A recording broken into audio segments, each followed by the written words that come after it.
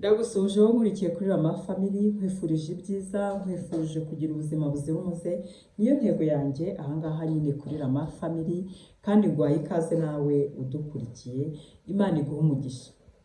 Naguteguriye ikiganiro kivuga kuri BMI. BMI ni amagambo y'impine y'icyongereza avuga Body Mass Index. Ashaka kwerekana uko umubiri wawe, ibiro umubiri wawe wakumbye kuba ufite ugereranyije n'uburebure bwawe. Nicyo bivuga mu gifaransa ni indice de masse corporelle. Ahangaha rero ndashaka kukwereka mu magambo make uko wayipima. Abantu benshi barabizi, bagiye banabyipimisha, abandi bazi kubyipimira, ariko burya ntabwo habura abantu batabizi, kandi turahari kugira ngo tubibabwire. Dore rero uko bigenda. Ariko mbere yo kubereka uko bigenda, reka mbanze nkubwire ko iyi formule ngiye kukubwira yemejwe na OMS, Organisation Mondiale de la Santé, ni ishami rya ONU ryita ku buzima. Niryo ryemeje iyi formule rigamije kwemeza ko umuntu ananutse, umuntu afite ibiro bikwiye, arengeje ibiro, cyangwa se ari muri obesite. Iyo formule rero niyo tugiye kurebera hamwe. Imeze ite? Ni ibiro byawe ugabanije uburebure bwawe bwikubye kabiri. Reka nongere mbisubiremo.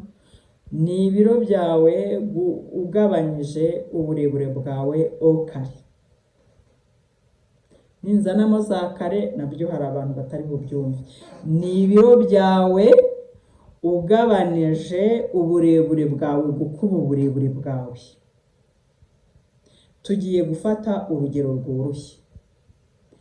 Turafata wenda umuntu ufite ibiro 85, akaba afite uburebure bwa 1 metero 1 na santimetero 65. Ubwo turabanza turebe uburebure bwe bwikubye kabiri ni kangahe. 1 na 65 gukuba 1 na 65 bingana na 2,722. Nubwo twarihina tugafata umubare w'inyuma y'akitse umwe tukavuga ko ari 2,7, nabyo nta kibazo. Noneho rero turafata bya biro. Ni itegeko ko ibiro ubibara mu biro. Bivuga iki? Ni kugira ngo utabibara mu magarama. Ufite ibiro 10 ubishyize mu magarama, urumva ntabwo byaba bikira amagarama 10, nawe urabyumva.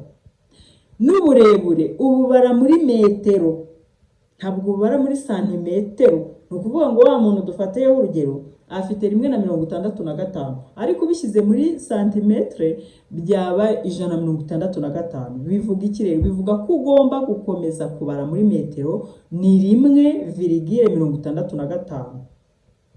Nuko nguko ubibara.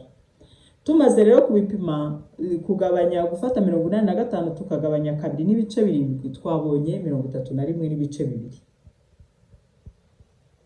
Uyu muntu uyu mubare uwufate. Noneho rero tugiye kureba uyu muntu twatanzeho urugero niba mu by'ukuri afite ibiro bikwiye ugereranyije n'uburebure bwe. Turabanza turebe uko iyo OMS, ishami ry'umuryango w'abibumbye ryita ku buzima, uko ryabiteganije. Ryavuze ko munsi ya 18 n'igice ubunanutse, nicyo bita insuffisance pondérale. Mbese urananutse rwose. Ufite ikibazo cy'ibiryo, sinzige niba ari ibiryo gusa, ariko ufite ikibazo. Ariko n'ubu uri hejuru ya 18 n'igice ukagera kuri 25, aho nta kibazo, babyita corpulence normale.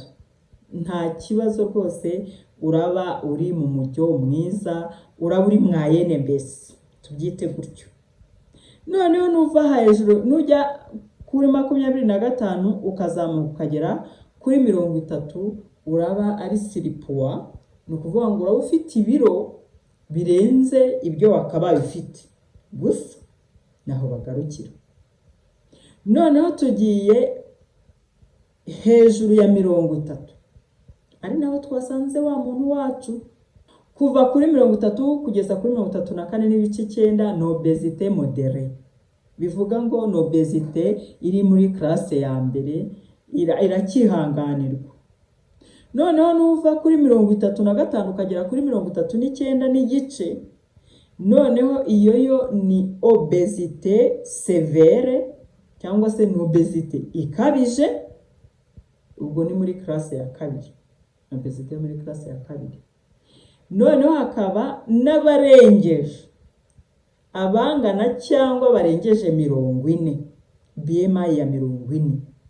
Abo bo rwose nabonye terime babyise obesite massive cyangwa morbide.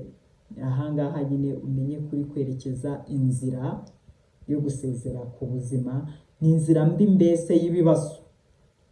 Nugera hejuru ya 40 uzamenye ko rwose ibi biro ari ibyaguteza ibibazo kugeza naho umutima wahagarara. Uyu muntu wacu rero tumusanze he? Ko afite 31 n'ibice 2, turamusanga he? Turamushyira mu kihe cyiciro?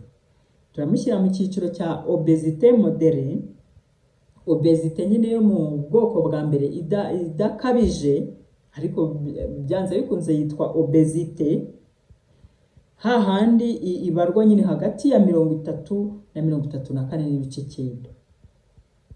Urumva umuntu wese unkurikiye noneho yabasha kumenya uko yapima BMI ye, nuko yakwenterpreta cyangwa yasobanukirwa n'ibipimo aba yabonye. Ntabwo nasoza ntabwiye abadamu bakuze bagiye muri menopause. Abo bo